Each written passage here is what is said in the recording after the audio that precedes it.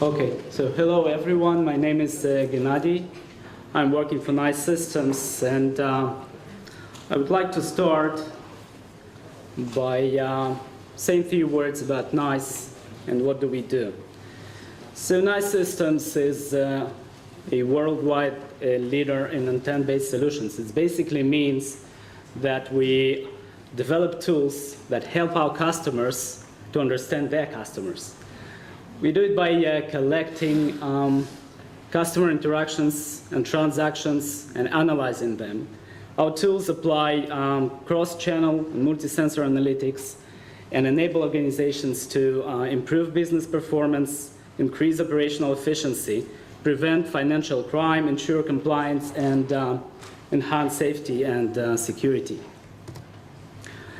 Nice serves over 25,000 customers of different sizes, different industries, from enterprise, security, and financial areas. From more than 150 countries. We also have like 80 from Fortune 100 companies as our customers. So companies organize their customer service around the notion of contact center. Contact center have evolved far beyond, the typical call centers that you may know, where customers just phone and talk to the agent. Now customers have a bunch of ways to contact the company. It could be either website, mobile applications, phone calls, emails, chats, social media. We actually collect all these customer interactions and analyze them. We extract insights and we allow companies to act upon them. So as text researcher, I have to say that we work with probably the most complex and problematic data for processing, the customer interactions, and I want to show you a few examples. So the first example is actually customer feedback. These are mostly short messages sent by SMS or emails, or sometimes entered via special form. On the website, they are usually either answers to open questions like what did you like or did not like about the service, the company, or sometimes just plain complaints that people type in, in the forms on the website.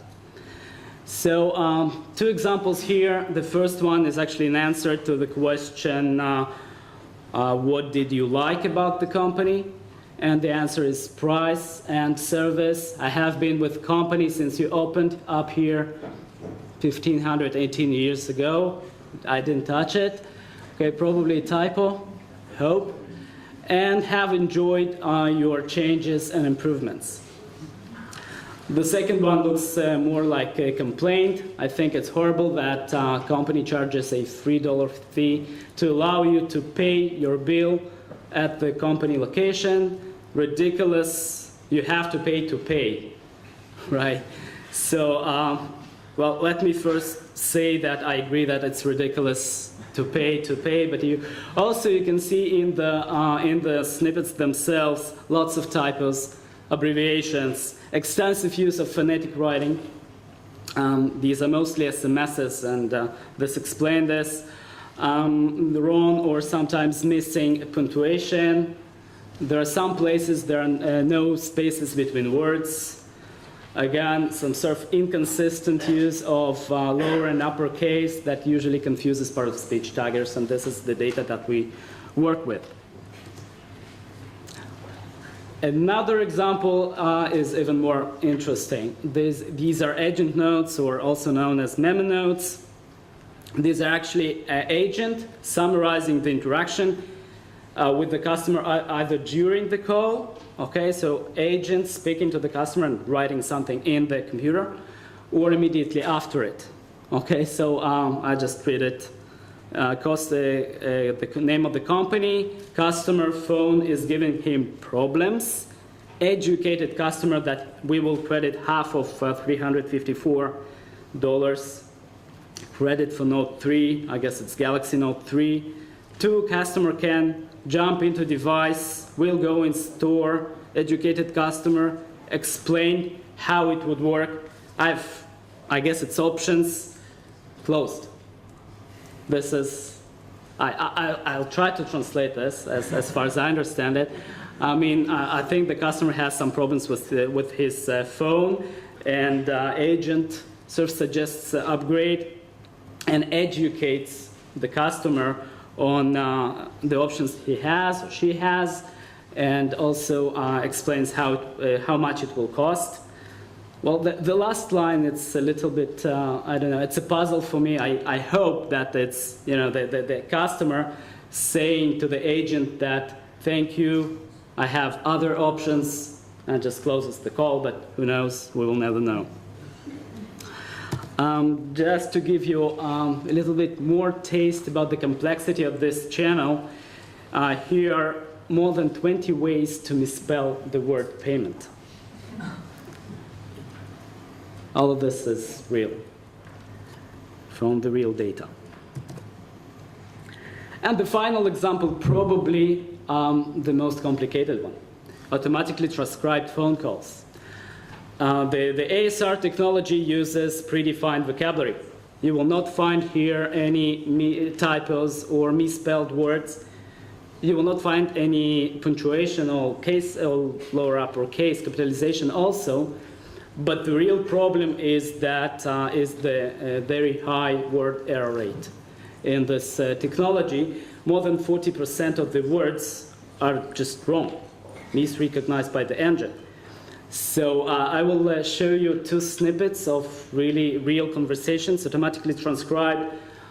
Try to sort of guess the original utterance. My name is I don't do better sister. And it actually was, my name is Ida, to better assist you, and then she goes on with asking some identification questions. I'm trying to get count as an assistant status, and this is the actual one. I'm showing that the account is in the suspended status. So our job as text researchers at NICE Systems to take inputs like this and to transform them into this. Applications that actually capable of categorizing these interactions either into a set of predefined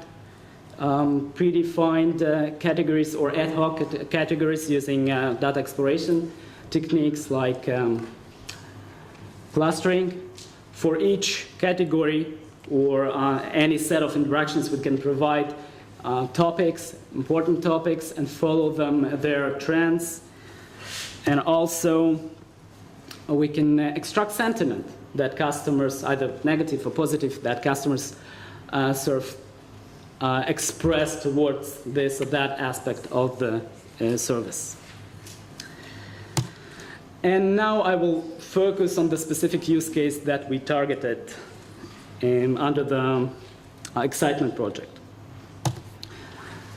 So I think Bernardo said most of it, explained most of it. I will just maybe give some more business perspective on that. So imagine that you are a manager of contact center, maybe a business analyst that work at this contact center, and you ask a very simple question. What are the top 5 reasons for customer complaints, for customer dissatisfaction?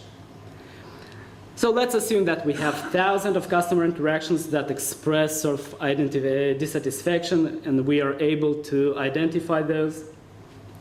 Also, let's assume that we have a technology that extracts text fragments that actually provide reasons for dissatisfaction. So let's do an experiment and just take all these fragments and throw them into the algorithm that builds word cloud. This is what you get. Okay, so you know that the company is a train company, and customers complain probably about service, tickets, food, maybe some other stuff. But do you know what are the top 5 reasons for customer dissatisfaction from this? Can you say what are the volumes of each reason? How important it is to deal with this and not with that? I mean, can you take any business decisions based on this? Or, by the way, any key phrase-based solution alone? So the answer is no. The answer is, of course, no. We need a bigger hammer. Let's just take a closer look. I think you've seen some of those already in Bernardo's presentation, but you can see that people use different wording to express similar ideas. Food is really poor. Food was awful. Food can be improved. Food could be a bit better. Sometimes in the same sentence you have 2 reasons, sitting and food can be improved. Sometimes people provide details that could be important to the business analysts, like food could be a bit better in standard pleasure. And so we need a technology capable of actually tackling this problem, identify entailment, and between these phrases. And this is where actually the entailment graph technology comes in handy. So let's look at these 2 fragments. We have the first one, meal needs to be improved in standard Magnum. The second one, better food at Starsbridge Station. Again, similar idea, bad food, quality, but different details, right? One is on board the train, the other one is at the station. With the technology, so the technology first identifies the modifiers for each fragment. The first one is the in standard Magnum, the second one is at Starsbridge Station, and then sort of creates 2 separate fragment graphs and combines them using the entailment technology to what you see here, by identifying that better food and meals need to be improved are actually paraphrases. And well, my last slide, very quick glance at the application. What you have seen here is sort of the output that we show the analyst. You can see that the main screen is sort of split between the top reasons for each reason. Here you can see the slow for security reason and not enough space. For each one, you can see the volume in percentage and absolute number of interactions. You can drill in and explore some more details on several levels, additional levels. And again, for each sub-level, we provide the volume and the number of interactions. You can also, by selecting certain reason, to see the actual interactions, and to explore context. This is it for me. Thank you very much.